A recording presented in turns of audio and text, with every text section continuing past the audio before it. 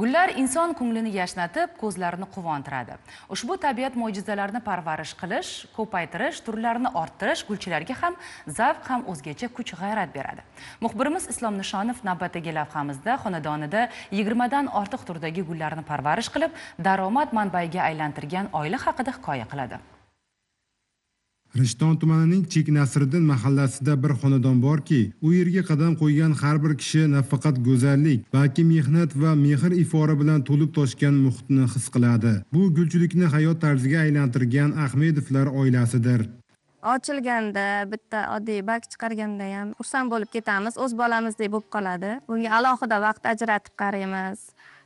Gulga qancha mehr bersangiz, shuncha gullab yashnaydi. Oddiy bitta bak chiqarishda ham xursand bo'lib, har kuni, har soatda qarab zavq olaman. So'nggi yillarda oila a'zolari o'z faoliyatini yangi bosqichga olib chiqdi.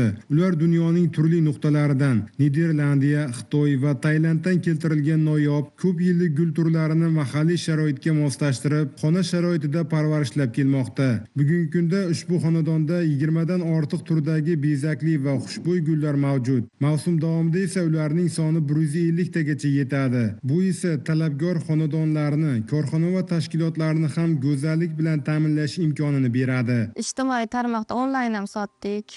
Uyga ham kelib olib ketishadi. Ko'proq onlayn sotdik. Qimmat gullar bor, 1,5 millionligi ham bor, $50, $60, $100lik gullar ham bor. Guvohi bo'layotganingizdek, yetarli xohish, mehnat va to'g'ri yo'nalish bo'lsa, har bir xonadonda kichik biznesni yo'lga qo'yish mumkin. Oilaning kelgusi rejalari katta. Ular 1 yillik atirgullar yetishtirishni yo'lga qo'yish niyatida. Bu tashabbus nafaqat oila daromadini oshiradi, balki mahallada gulchilikni rivojlantiruvchi asosiy yo'nalishga aylantirishga xizmat qilishi mumkin. Hozirning o'zidayoq qo'shnilar va yoshlar bu faoliyatga qiziqishmoqda. Mahalla qo'ni-qo'shnilarimiz ham qiziqishi ortmoqda. So'rab o'rganishadi.